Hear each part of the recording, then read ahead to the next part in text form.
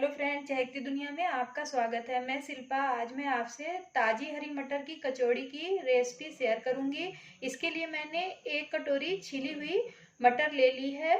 तो चलिए अब इसे बनाना शुरू करते हैं।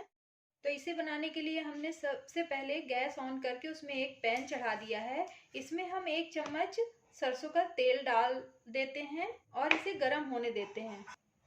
तेल हमारा गर्म हो गया है। अब हम इसमें आधा चम्मच जीरा डाल देते हैं। जीरा क्रैकल हो जाए तब हम इसमें हरी मटर को डाल देते हैं और इसे थोड़ा सा भून लेते हैं। गैस की फ्लेम को मैंने लो टू मीडियम में रखा है। इसे थोड़ी देर भूनना है जिससे मटर का कच्चापन खत्म हो जाए। अब इसी में हमने 2 हरी मिर्च और 1 इंच अदरक के टुकड़े को बारीक काट लिया है। इसे भी डालकर थोड़ा देर रोस्ट कर लेते हैं। इसे 2-3 मिनट भूनना है। इसे भूनते हुए 2-3 मिनट हो गए हैं और मटर हमारी भुन गई है। तो अब मैं गैस को बंद कर देती हूँ और इसे ठंडा कर लेती हूँ। अब मटर हमारी ठंडी हो गई है तो इसे एक मिक्सी के जार में डाल देते हैं और दरदरा सा ग्राइंड कर लेते हैं। इस तरह से मैंने इसका एक दरदरा सा पेस्ट बना लिया है।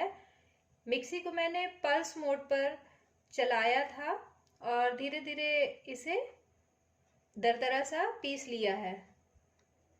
तो चलिए अब इसे साइड में रख देते हैं। गैस ऑन करके मैंने फिर से उसी पैन को चढ़ा दिया है और इसमें 1 चम्मच के लगभग सरसों का तेल मैं डाल रही हूँ। तेल को गर्म हो जाने देते हैं। गैस की फ्लेम को मैंने मीडियम में रखा है। तेल हमारा गर्म हो गया है। अब इसमें मैं आधा छोटा चम्मच हींग डाल देती हूँ। अब इसमें 1 चम्मच बेसन लिया है मैंने, वो डाल देती हूँ और इसे थोड़ा सा भून लेती हूँ जिससे कि बेसन का कच्चापन खत्म हो जाए। गैस की फ्लेम को मैंने लो में कर दिया है। यदि तेज आंच में हम बेसन को भूनेंगे तो ये ऊपर से जल जाएगा और अंदर से कच्चा रहेगा, इसलिए इसे धीमी आंच में ही भूनना है।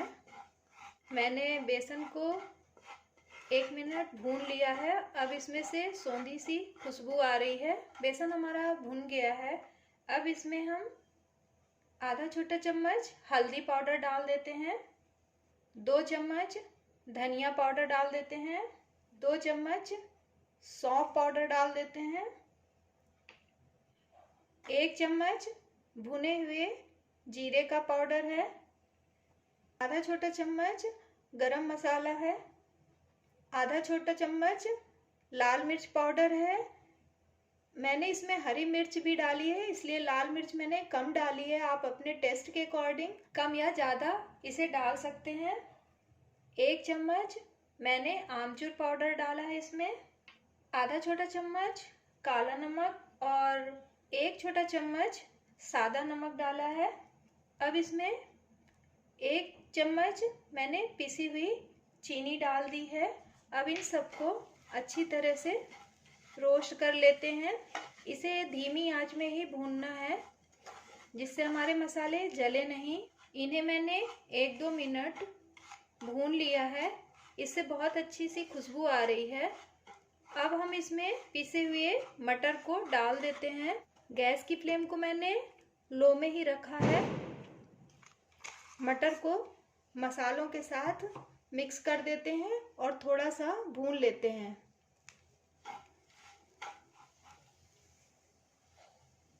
मसाले और मटर एक दूसरे से अच्छी तरह से मिक्स हो गए हैं। अब गैस को बंद कर देती हूँ और इसे थोड़ा सा ठंडा हो जाने देती हूँ। ठंडा होने के लिए इसे मैं साइड में रख देती हूँ और आगे की प्रोसेस करती हूँ। जब तक हमारा मिश्रण ठंडा हो रहा है तब तक हम कचौरी बनाने के लिए आटा लगा लेते हैं। तो मैंने इसके लिए 1 कटोरी मैदा ले लिया है। आप चाहें तो इसे आटे से भी बना सकते हैं। इसमें मैं आधा छोटा चम्मच नमक डाल देती हूँ और मोयन के लिए 1.5 चम्मच रिफाइंड ऑयल डाल देती हूँ।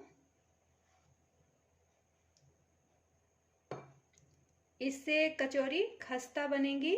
अब इन सबको अच्छी तरह से मिक्स कर लेते हैं।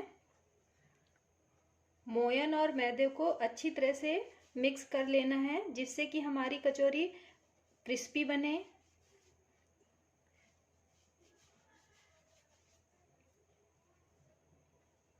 ये देखिए मैंने अच्छी तरह से इसे मिक्स कर दिया है और आटे को बांधने में यदि ये बंध रहा है तो मतलब इसका मोयन परफेक्ट है। इतना ही हमें मोयन इसमें डालना है। इसे गूंथने के लिए मैंने कुनकुने पानी का इस्तेमाल किया है। इससे कचौरी अच्छी बनेगी। कचौरी के लिए हमें सख्त आटा नहीं गूंथना है, इसका आटा हमें मुलायम गूंथना है। आप चाहें तो इसमें घी का मोहन डाल सकते हैं। मैंने रिफाइंड ऑयल ही डाला है। मैंने इसका नरम डो बना लिया है। अब इसमें थोड़ा सा ऑयल ऊपर से लगा करके 5 मिनट सेट हो जाने के लिए रेस्ट पे रख देते हैं। तो इसे मैं कवर करके 5 मिनट रेस्ट के लिए छोड़ देती हूँ। जब तक हमारा आटा सेट हो रहा है तब तक हम मटर के मिश्रण में धनिया की पत्ती मिला करके अच्छी तरह से मिक्स कर देते हैं। ये मिश्रण अब ठंडा हो गया है। अब हम इसकी छोटी छोटी सी बॉल्स बना करके रख लेते हैं। ये आराम से बंध रहा है। इस तरह से इसकी छोटी छोटी सी बॉल्स बना लेते हैं। मैंने सारे मिश्रण का गोल गोल लड्डू जैसे बना लिया है। अब इसे साइड में रख देते हैं। अब हमने मैदे को रेस्ट पे रखा था, उसे खोल करके देख लेते हैं। थोड़ा हाथों से मसल लेते हैं।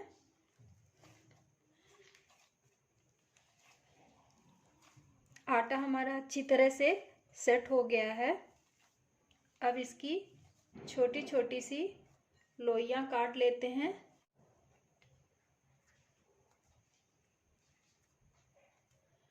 मैंने सारे आटे की लोइयां काट ली है। अब इसे हाथों से गोल कर लेते हैं और इस तरह से इसे फैला देते हैं। अब इसके बीच में मटर के बॉल्स को अच्छी तरह से डाल देते हैं और इसे कवर कर देते हैं और इसे फिर से गोल करके साइड में रख देते हैं। इस तरह से सभी लोइयों को कर लेते हैं।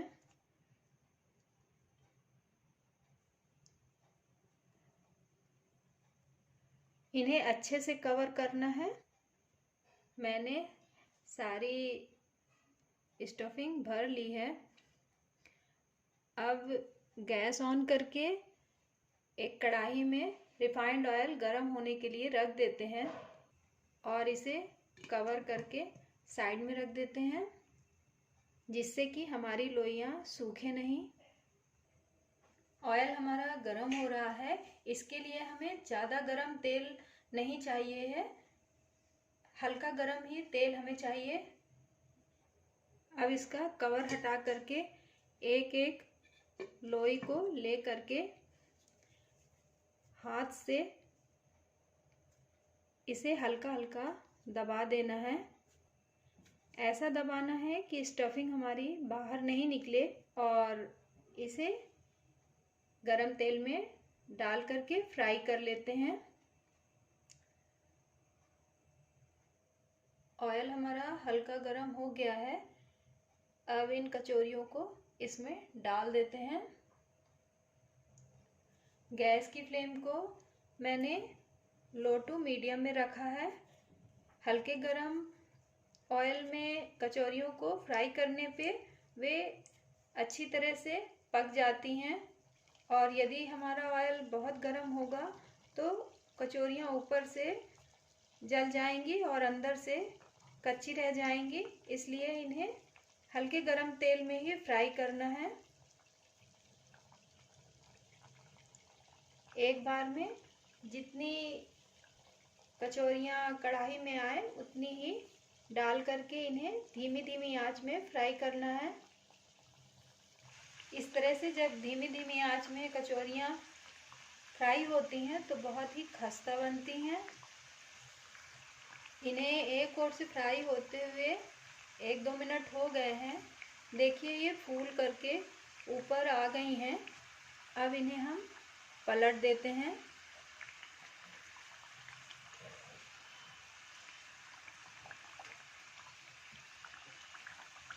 जिससे ये दूसरी ओर भी सिक जाए। इस तरह से दूसरी ओर से भी फ्राई होते हुए इन्हें 1-2 मिनट हो गए हैं। अब इन्हें फिर से थोड़ा सा पलट देते हैं। इस तरह से इन्हें उलटते पलटते अच्छी तरह फ्राई कर लेते हैं। इस तरह से मैंने इन्हें उलटते पलटते हुए फ्राई कर लिया है और इनमें एक अच्छा सा गोल्डन कलर आ गया है। अब इन्हें हम निकाल लेते हैं।